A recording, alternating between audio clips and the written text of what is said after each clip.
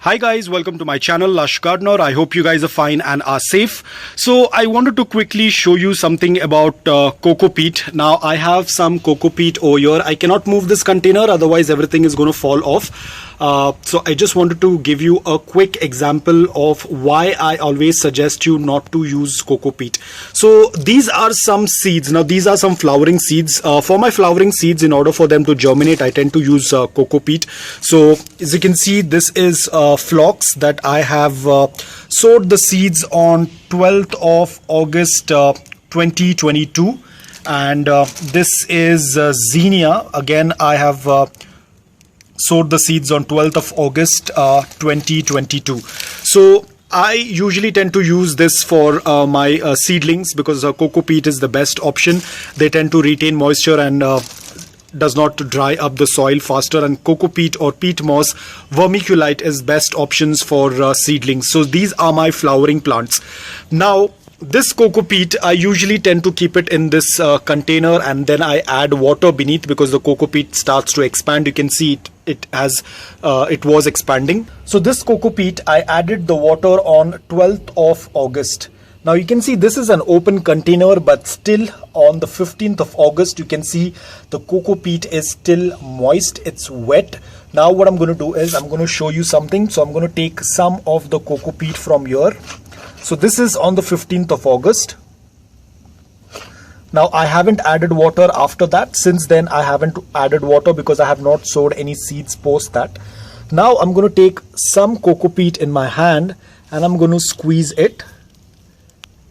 And you can see the water that is trapped in this. If I'm going to take some more from here, now I haven't added any water since the 12th, so this is the 15th, and it still has so much of water in it, as you can see this. Now imagine if you are going to grow your succulents in this, what's going to happen. Even after 3 days, there is so much of water in the coco peat. Now imagine using coco peat with garden soil. Garden soil already tends to retain a little bit of moisture, a little bit of water. We just spoke about this in the last video. You can imagine the combination of this coco peat and garden soil, what it's going to do to your succulents. And this is the reason why I advise, please do not use any coco peat in your succulent potting mix. Now you can imagine this, even after this, a lot of people might say that, oh well, but then you can control on your watering. You can water your succulents less frequently.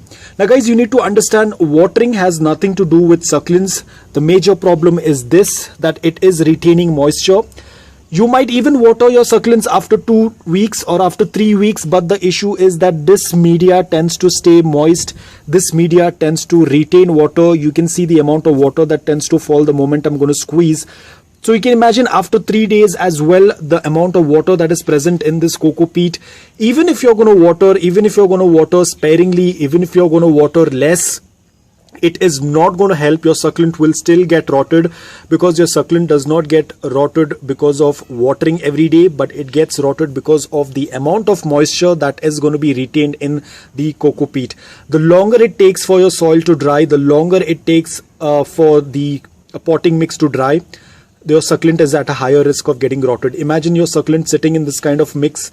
Within probably 2 or 3 weeks, your succulent will start to rot. The roots will get rotted. So it has nothing to do with how often you water. You can probably water every 3 days if your succulent tends to get bone dry, if the succulent soil tends to get bone dry.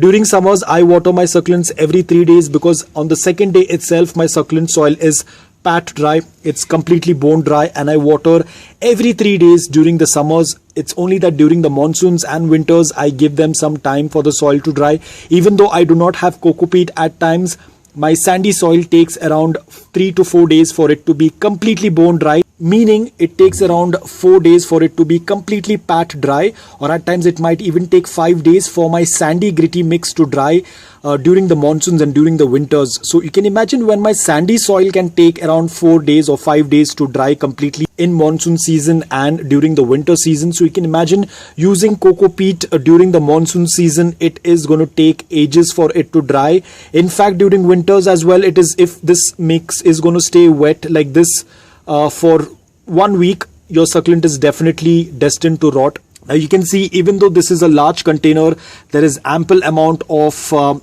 air circulation. The sunlight during the afternoon tends to fall over here. That's why the upper layer, which was slightly moist, happened to get dried, but the mix that had the maximum amount of water has not dried at all. There is still so much of water. If I tend to squeeze, there is a lot of water that tends to come out. Even though this tends to get afternoon direct sunlight, even then it's not dried. Now this was an open container. Imagine growing succulents in a pot that is completely packed, and imagine using a plastic container for this. You can imagine what's going to happen to your succulent. Again guys, this is only my advice. Even after this, if you want to still use coco peat, it's your choice, it's your succulent, it's up to you. But all I can do is just give you an advice, because I would definitely love to see your succulents thrive, your succulents grow. The entire purpose of my channel is to help you grow healthy succulents. But if you are going to follow such methods, which a lot of people tend to advise you that use coco peat, this is exactly what's going to happen. I think I can't be much more clear than this. This is all what I can say. At the end of the day, it's your succulent, it's your plant. You can grow in whatever media you want. But this is all what I can do from my end, is to advise you not to follow the wrong things.